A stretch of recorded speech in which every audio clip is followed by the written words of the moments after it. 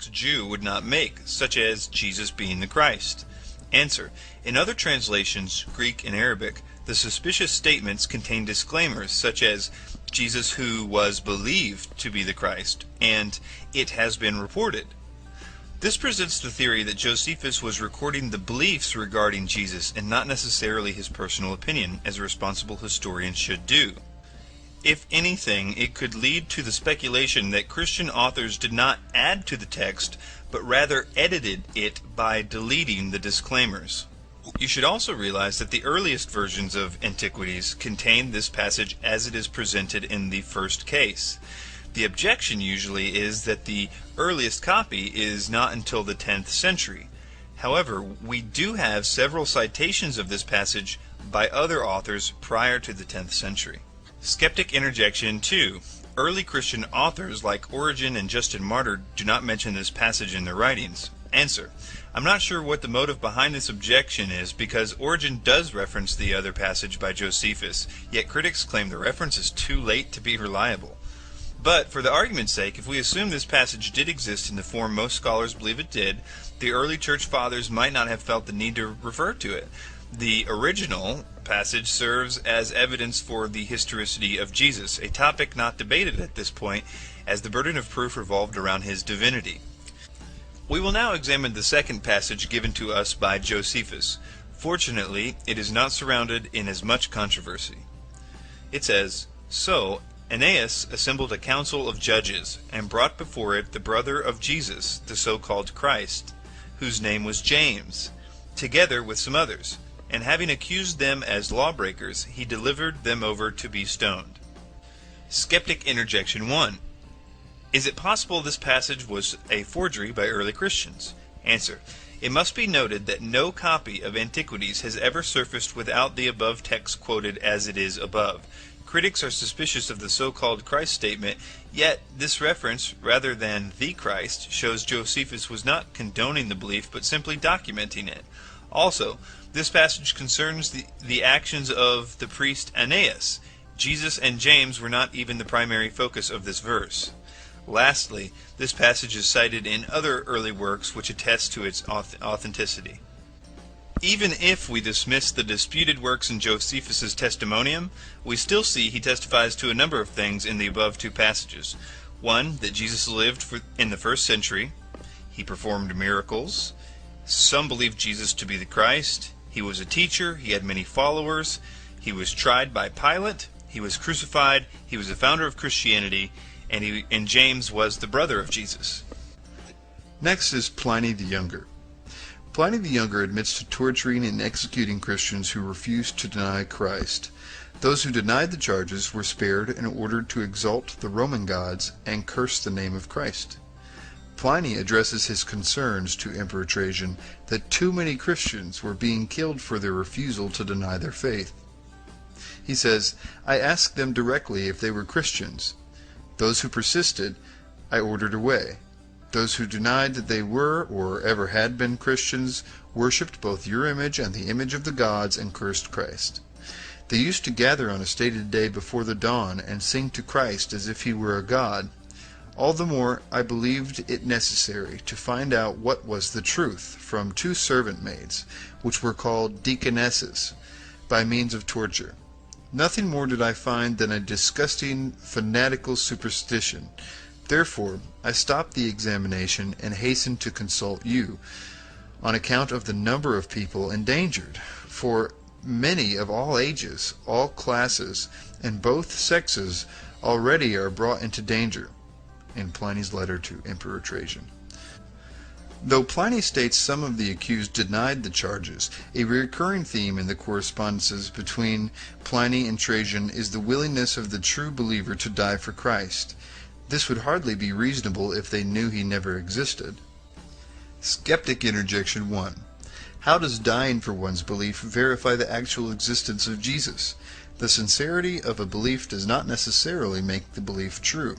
How does this passage specifically confirm a historical Jesus and not just the existence of Christians in Rome? Answer. Pliny states Christians worshipped Christ as if he were a god. This indicates one who would not normally be considered a god, such as a human who was exalted to divine status. Also, the early Christians would have been in a position to know if Jesus was a historical figure or not. Though critics can claim these martyrs took Jesus' existence solely on faith, common sense tells us that there would have been a lot more evidence of a historical Jesus at this time than what has been preserved until today. According to early historians, Jesus' great-nephew and other relatives were still alive, as well as the associates of the original apostles. Such individuals could easily verify his existence.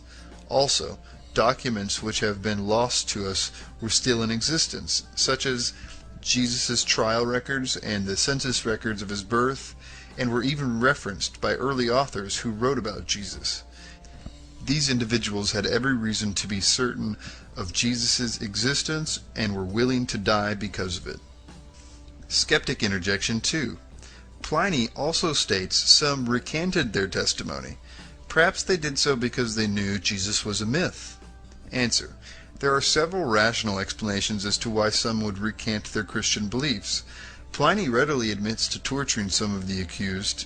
Are admissions or denials really credible under torture? Also, the accused knew if they did not recant, they would be put to death. Fallible human rationalization, confess and go home, and work out the hard feelings with Jesus later, or suffer crucifixion. Also, some of the accused could have been lackadaisical Christians who half-heartedly accepted Christianity because of a spouse, parent, or friend, and would have had no problem reverting back to paganism upon facing persecution.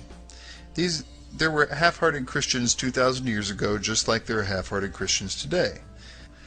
Just because there were some who may have recanted out of fear or poor judgment doesn't dismiss the deaths of the other individuals who were certain of Jesus' existence and died because they refused to curse him. Next is Celsus. Celsus was a 2nd century Roman author and an avid opponent of Christianity. He went to great lengths to disprove the divinity of Jesus, yet never denied his actual existence. Unfortunately for Celsus, he sets himself up for criticism by mimicking the exact accusations brought against Jesus by the Pharisees, which had already been addressed and refuted in the New Testament.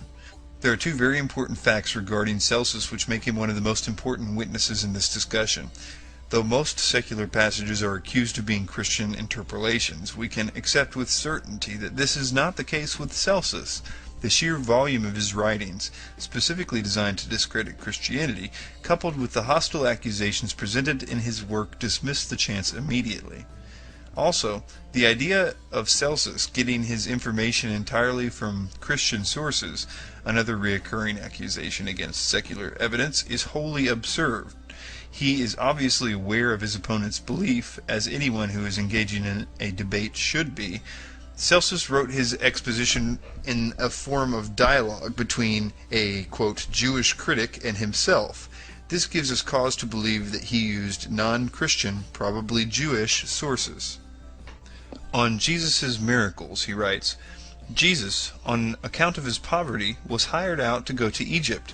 While there, he acquired certain magical powers. He returned home highly elated at possessing these powers, and on the strength of them gave himself out to be a god. It was by means of sorcery that he was able to accomplish the wonders which he performed.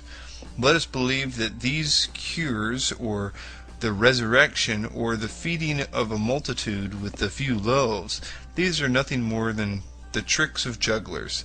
It is by the names of certain demons and by the use of incantations that the Christians appear to be possessed of miraculous power.